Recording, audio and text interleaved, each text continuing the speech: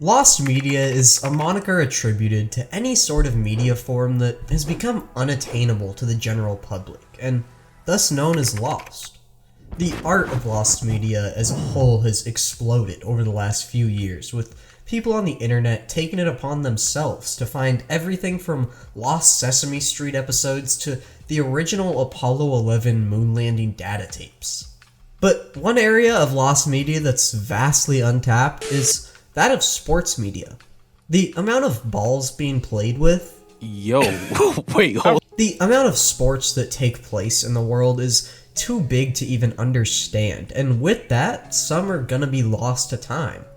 Think about it, there are countless sporting events taking place every day in almost every country on the planet, many of those being recorded in some form, and many not.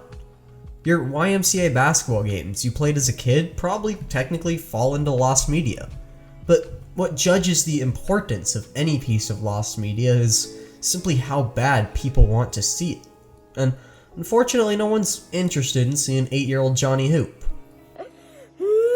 Looking at the Lost Sports Media wiki page, it includes hundreds of known examples of different sporting events that we don't have access to anymore, with infinite more unknown out there.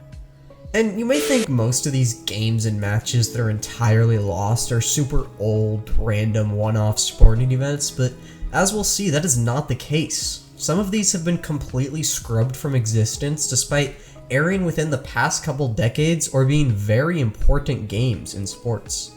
Other entries today include entire leagues that have been erased and what may be the greatest goal ever scored in soccer. So, join me as we explore the mysteries of lost media in sports. Are you kidding me? Talking about lost media gives me the opportunity to speak on some sports that I otherwise wouldn't talk much about, and I want to focus on these ones because it's in these less popular sports where the best cases of lost media are found. For the world of wrestling, our first story centers around the tragic death of Owen Hart. The Blue Blazer! In 1998, the WWE hosted its first Over the Edge event, a massive pay-per-view experience that featured fights like Steve Cold Stone Austin vs. Dude Love and The Rock vs. Farouk. Top 5 WWE name ever, by the way. Would take place in Kansas City. Headline matches were exciting people and full of legendary names. Triple H vs. The Rock, Stone Cold vs. The Undertaker, and the tag team match of the Union vs. the Corporate Ministry were just some of the scheduled fights for the night. The night started out well with a tag team fight followed by a hardcore match. The next scheduled fight was for the Intercontinental Championship. The Godfather was attempting to defend his title against challenger Blue Blazer. Owen Hart's equipment malfunctioned and snapped, sending him plummeting to the ground from over 78 feet in the air. 78 feet is equivalent to free falling the entire length of a tennis court. Hart landed in the ring, hitting his head on a padded turntable, and was transported to a hospital where he passed away. However, reports from the incident say it was over long before that, insinuating Hart was gone on impact in front of all those people. And in an absolute absence of morality, the WWE shockingly continued on with the event after this accident. Hart was treated for about 15 minutes in the ring before being taken to the hospital, and that was long enough to wait for Vince McMahon. The rest of the fights took place as scheduled like nothing happened.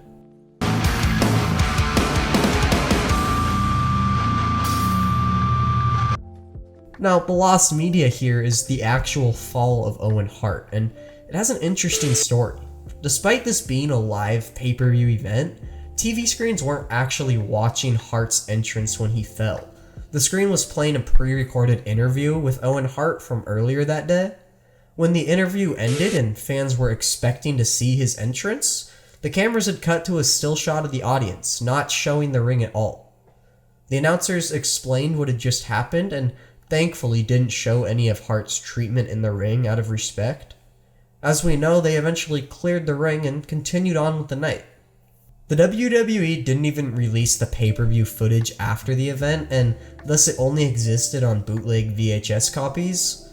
That's until 2014, 15 years later, when they dropped a fully edited version of Over the Edge 99 that contained no mention of Owen Hart's death or the accident. But the real hidden piece is the actual video of Hart falling. Obviously no one should be trying to get this video, there's no reason to see it, but some people will do a lot to get this type of footage. Come on, man. Even though it wasn't on TV when the incident happened, every camera in the arena that night was still rolling, with a number of them capturing Owen Hart's fall and death in its entirety. That basically means that even if it wasn't shown or in any broadcast, there still exists tape of the fall. This was actually confirmed by a former WWE announcer, Kevin Kelly, who said the tape does exist.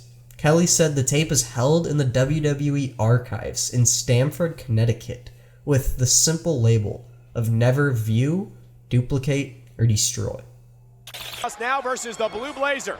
Goldust whipped off the ropes. Now there is a big spinning heel kick by the Blazer. That looks like an Owen Hart move. A wild story to start us out, and that tape, which is rightfully buried away, has likely only had less than 5 or 10 eyeballs ever see it, which is crazy to think about. I've also read that Owen Hart's family received a copy of the tape, which they themselves went on to destroy.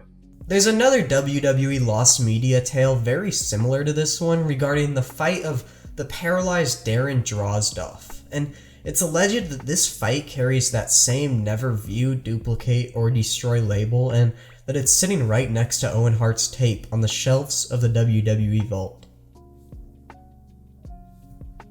Our next story also comes out of wrestling, but isn't quite as emotional. Some of the greatest wrestlers of all time have unfolded LeBron vs. MJ Finals series would look like. WWE fans gawk over the thought of seeing Hulk Hogan vs. John Cena or Shawn Michaels vs. The Rock. One of these dream matches actually took place multiple times, yet most WWE fans still have never seen it. Randy Savage and The Undertaker are two of the most beloved and well-known wrestlers ever, and ever since the 1991 SummerSlam, the two had beef.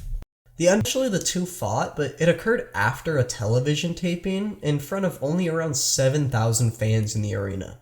A few clips from this bout are out there, but not. Now, these two kept on fighting in these low-key venues after television tapings a total of 3 times, with Savage boasting a 2-1 record reportedly. But still, no full video of any fight between the two is out there. Now, it was already a little bit true before, but after these 3 fights in the late 90s, both of these guys really blew up to become wrestling legends over the years, and that made viewing them going at it a very highly sought after wish of many wrestling fans. One that we never got. They never fought again, and who knows if a full video even exists of them fighting. We're in this video of the Macho Man and the Dead Man squaring up, which leads me to believe that WWE does have a full video laying around somewhere. In 2018 though, we got an arrow to the heart. The WWE released a 3 DVD set of unseen Randy Savage fights. There were a total of 41 never before seen fights, and nothing with The Undertaker. The WWE has used the possibility of these fights existing as a carrot on a stick to their fanbase, and people still have hope that this fight will one day be dropped in full. 2 of the greatest wrestlers ever, and we don't even know what it's like to see him fight. Besides a random few thousand people who happen to see it in person. That's the magic of lost media.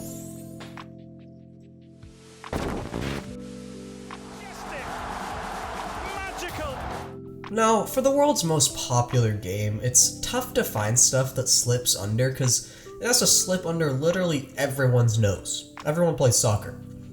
The 1966 World Cup final, won by England, was said to be lost for a while, and I guess technically still is, but it's basically been willed back into existence.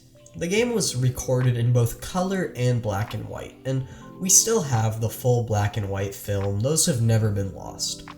However, the colored game in its entirety was unable to be recovered, and I mean, this is a World Cup win for England, so this has some serious cultural significance. People want to find this, they're gonna go out of their way.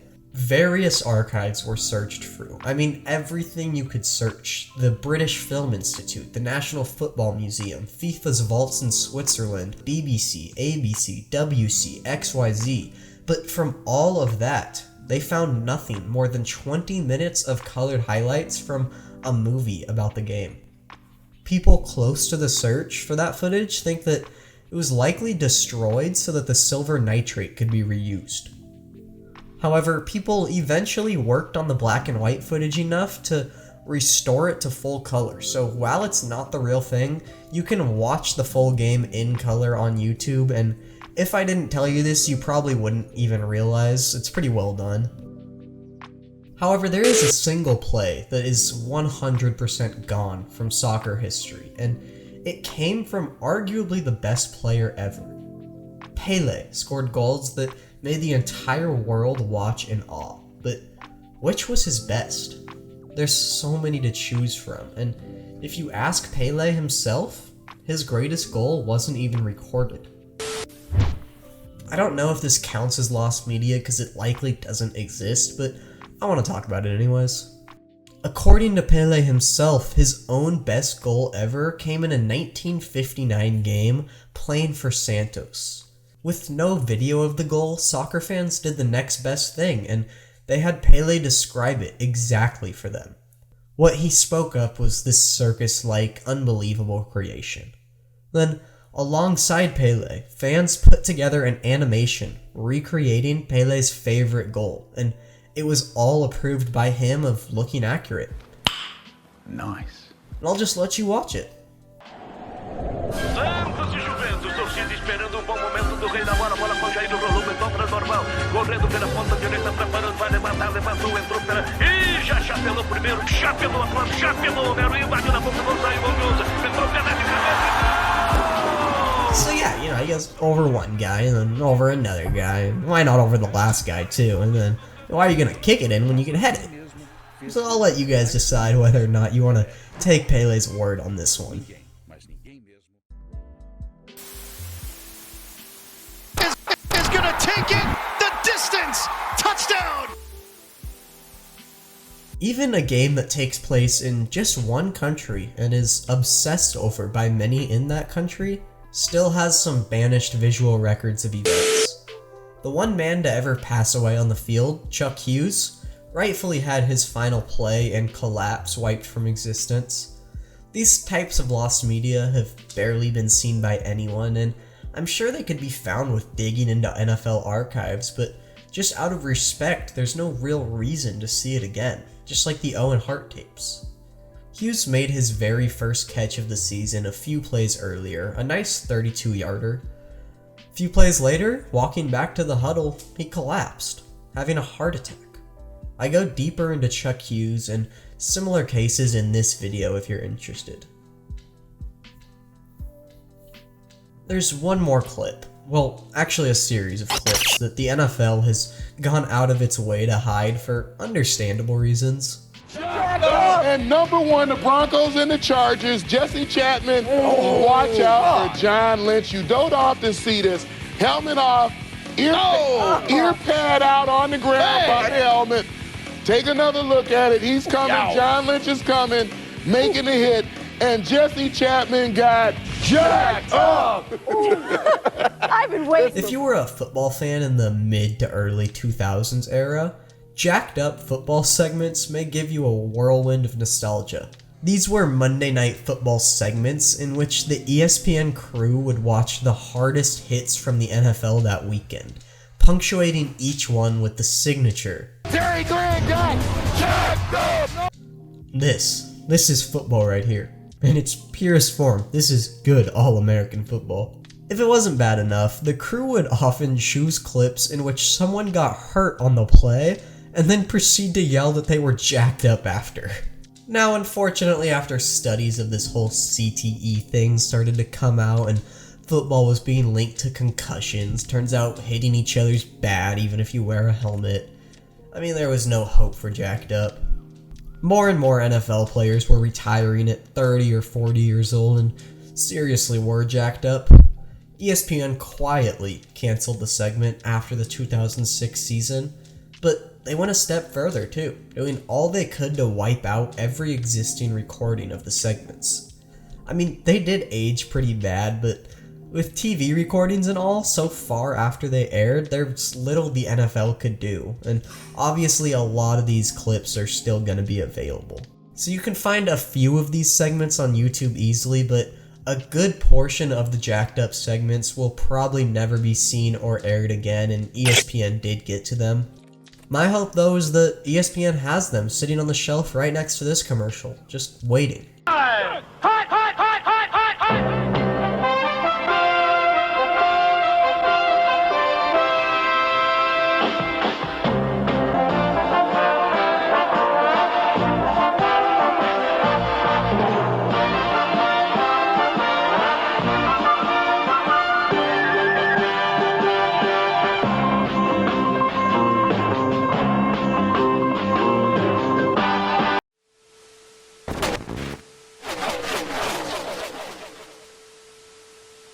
NASCAR just may be the king of lost media when it comes to professional sports.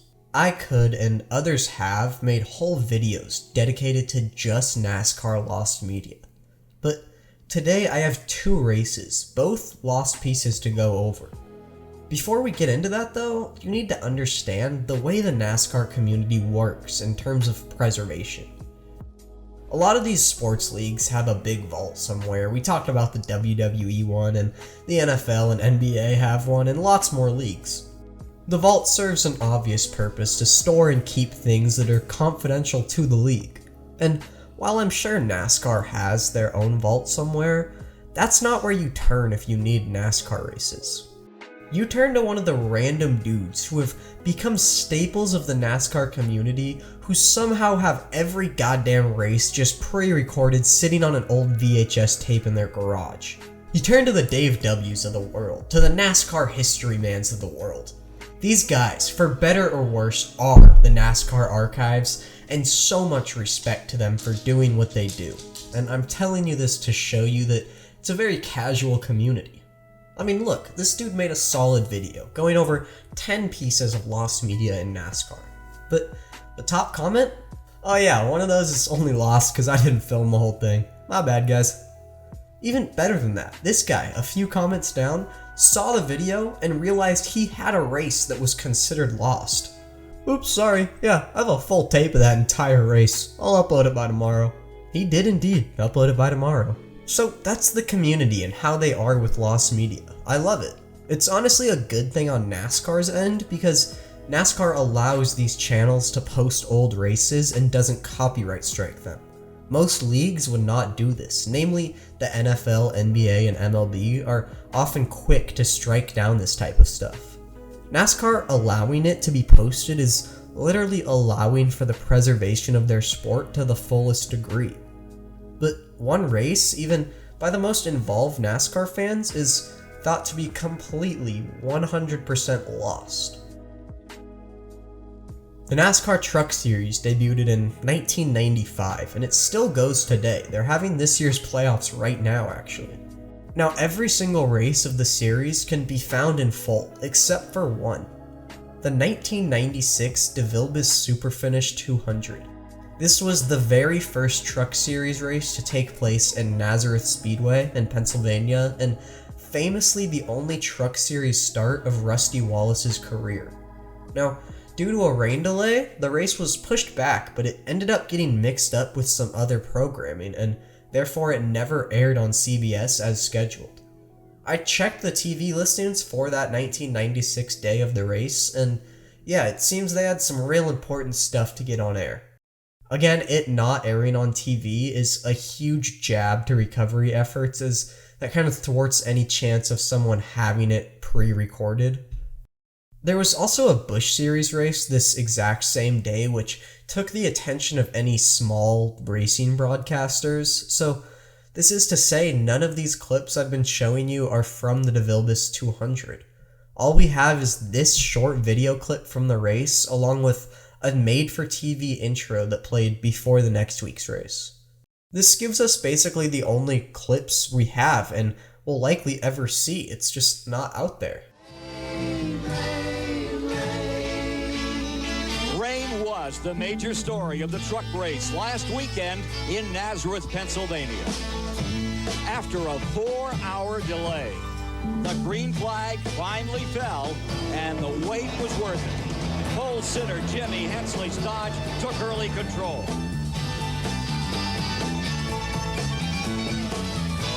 Conditions had an impact. Our next NASCAR story takes us to the Busch Series in 1992. It's the Atlanta race, known for being Jeff Gordon's first NASCAR win in a career that would end with 93 of them.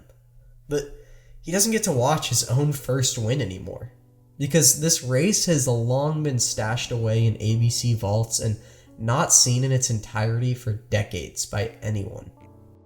We know the race was recorded because it had to be in case the Sunday race was delayed, they could show this one instead. However, that Sunday race wasn't delayed and therefore this one never saw the light of day. We hold on hope that ABC stashed it away somewhere safely, but until they decide to show it to us, it might as well be lost forever.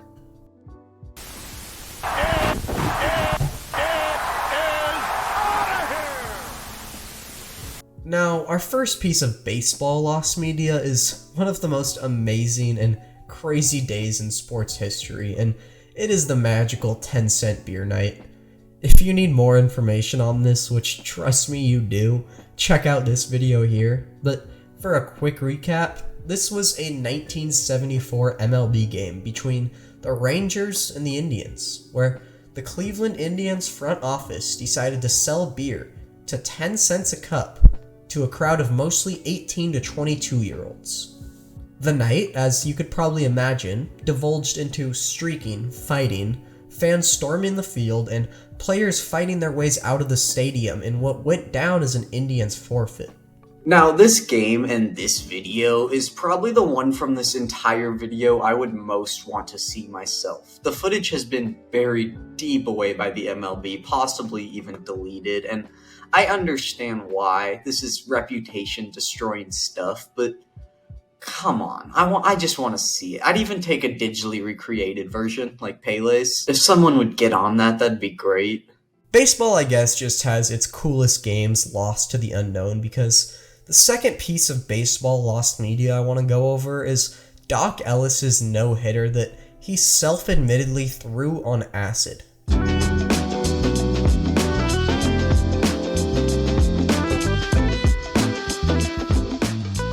In one of the greatest sports stories ever, Doc Ellis spent a night tripping on acid with some buddies. Being an MLB pitcher, he only pitches every 4 days, and it had only been 3. So, naturally, he woke up and took some more acid that morning. It was around 5 hours before the game that he realized it had been 4 days, not 3, and he was indeed scheduled to pitch in a few hours, despite being in the clouds. Doc went out and pitched the game. He said he couldn't see the batters and the ball was changing sizes every inning in his glove. His catcher had to wear adhesive tape on his fingers just to try and signal in pitches. Doc was all over the place, obviously, and he walked 8 batters in the game. But even with that, somehow, by the grace of the gods, Doc Ellis no-hit the San Diego Padres on acid. I could get carried away in the stories of this game, like Doc diving away from a line drive hit right at him, only to realize after he hit the ground that it was a slowly hit ball that didn't even make it to the pitcher's mound.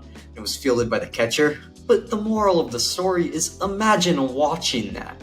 This would be a top baseball game of all time, knowing the circumstances. Unfortunately, only a little under a minute of footage of Doc pitching in this game is available. There's a tiny bit more footage on it in the movie No-No, which is a documentary on Doc.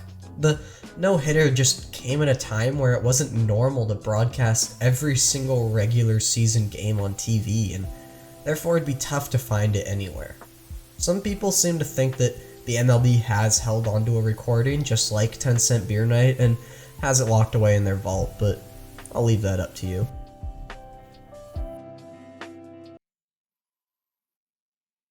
Patrick, guess what came in the mail today? Oh, what? This. Stick it in!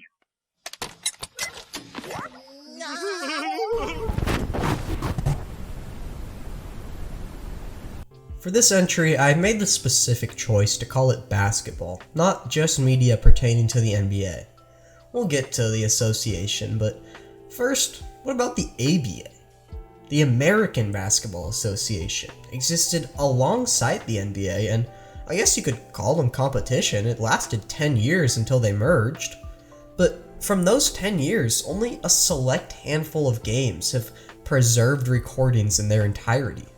It's sad because this means we've lost a lot of games from the primes of guys like Rick Barry, George Gervin, and of course Dr. J. I mean, the league lost their TV rights with CBS completely halfway through their existence, and record-keeping a sport like basketball back then just wasn't seen as important to do, so no one really did it with the ABA.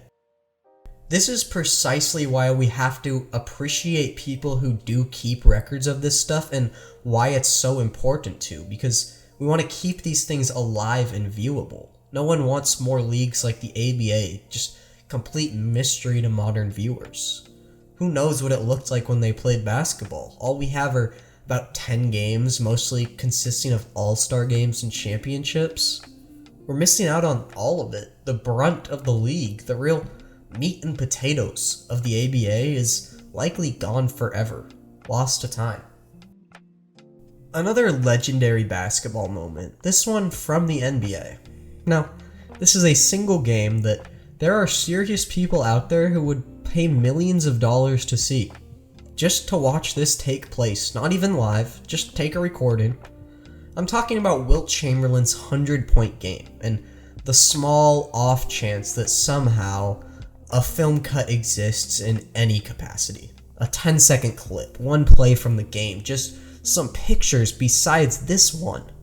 Some sort of visual verification that this happened. It's not even that I doubt it, I just want to have some image to put to it when I think about it. Wilt Chamberlain scored an NBA record 100 points on March 2nd, 1962. Don't even think about television catching it. I believe dinosaurs weren't even extinct at this point. There's no damn way anyone was televising a regular season NBA game. The game took place in front of about 4,000 people. A big number, but tiny compared to how many people see NBA games today. Yet, these 4,000 people are the only ones who have ever gotten to witness this event. It is mind-blowing that something so famed and well-known occurred for only a few thousand lucky people to ever see, and then it's gone.